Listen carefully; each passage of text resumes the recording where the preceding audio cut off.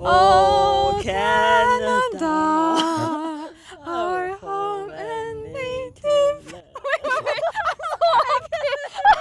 I don't remember the lyrics. Okay, here's my passport. Back Canada. Bye. Please fasten passenger seatbelt. In search of our Canadian identity, co-producer Wingo and I wanted to go on a little road trip and decided on a place we both haven't been before. We heard about a mountain in the Canadian Rockies called Haling Peak, a 9.5-hour drive from Vancouver. The name got us curious to why a mountain near Canmore, BC sounded Chinese. We both thought it was a meaningful destination and set forth to the majestic Rockies. But first, I need to make a quick stop at my buddy Dave's place. It's Canada Day. I remember growing up, for Canada Day, it was usually just hot dogs and hamburgers. Yeah. But this is pretty elaborate. Yeah, we always do it elaborate. Yeah. So what was your experience growing up in Canada?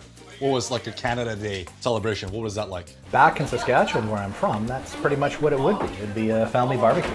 Yeah. We'd get together and just hang out, have a good time.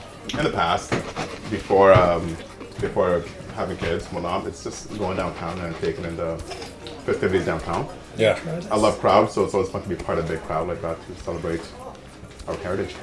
I don't think we celebrate Canada Day as big as Americans celebrate Independence Day. So it depends where you are in Canada. I'm from Ontario. Yeah. And Parliament Hill is crazy today. Mm-hmm. Absolutely crazy. Never experienced and that. I think the closer you are to the capital, that's not. the more attached to Canada you are. Take to the skies across our cars, ladies and gentlemen. Midnight has come and gone, and it is Canada Day, July 1st! Oh, Canada! On the other side of the world, there's a bumpin' party. There are about 300,000 Canadians living in Hong Kong. It contains the largest population of Canadians outside of Canada.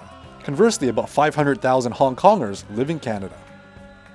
Before I was studying in Australia, and I actually didn't like it, and I thought Canada and Australia are the same. For myself, I found the people that I met are nicer in Canada, much nicer. Wingo immigrated to Canada in 1992 when he was 22 years old. You know, your kids, they lived on both sides, Hong Kong and in Vancouver. Yes, they were born in Hong Kong. Yeah, so what do they like?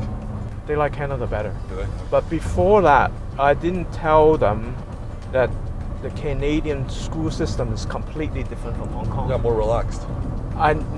Because I don't want to give them hope. Canadians are among the people around the world known for their spirit of volunteerism. So where are the Canadians here? Où sont les Canadiens? Besides the stereotype of being nice and having a lax school system, Canadians can also be proud of Terry Fox, our national hero who turned an unfortunate diagnosis into an opportunity to help others and bring awareness to cancer. The current big community event that we see now started 6 years ago here at Renaissance College. It's one of the features of these Terry Fox runs around the world. They become a very local thing. The run here in Hong Kong has a very good relationship with the people doing cancer research in Hong Kong and working with cancer patients here. Terry Fox's name brings pride to all Canadians, as he's a symbol of perseverance, selflessness, and unity.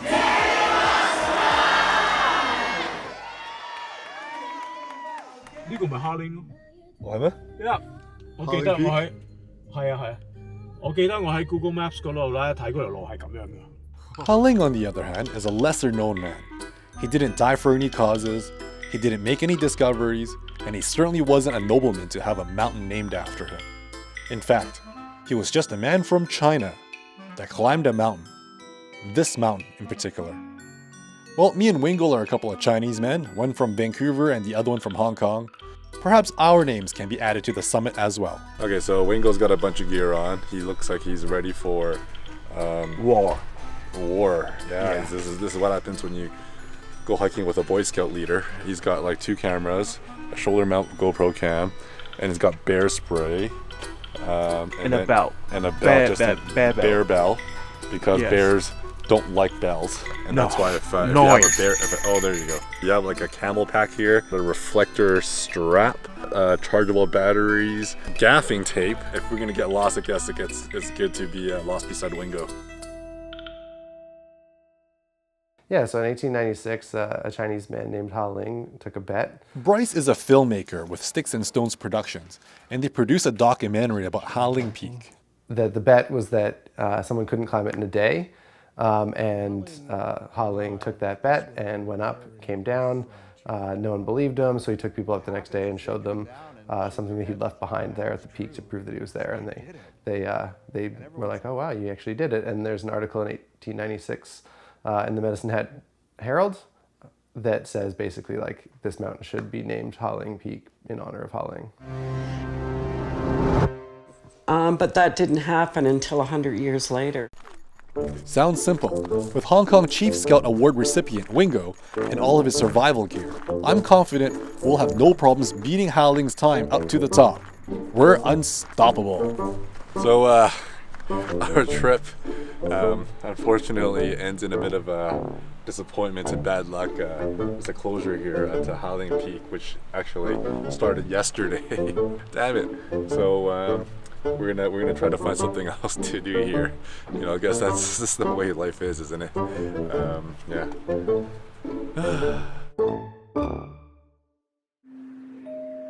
Instead of the mountain playground, we're going to have a mountain battleground in the name of political correctness. We were approached by CBC to make a documentary, and they asked us to pitch on something, and Scott Winder, the executive producer, was aware of the sort of legend of Ha Ling Peak a little bit, like the folk story. With that, it kind of piqued the interest of the writer and the director. They did a little more digging and kind of realized that like the history of the region and of that name and of that mountain is a much more complicated and interesting story than just kind of the folk story you hear. Yeah, if not, we'll just come back. All right, so we're gonna join you. We're gonna go on an adventure. All right. Is that cool? Yeah. Canadians have a saying: if you roll up the rim and don't win, please try again. And just like that, we met a couple of hikers who let us tag along on their hike to a neighboring mountain, east end of Rundle. The EEOR is a hard, steep trail near Canmore, BC, and it takes about 5 hours round trip to complete. Take deep breaths. Fofi is from Alberta, and his girlfriend Ingrid is visiting from the Netherlands. Are there a lot of hiking trails in Netherlands? No, not really. You cannot really go hike. No. I feel like if there's a hike, it will be like 1 kilometer and it's done. You reach the point. I live in Lethbridge, studying there for criminal justice. Yeah. And then she came there as an exchange student. And then that's when we met. I think we met at the bar. At the bar? Yeah.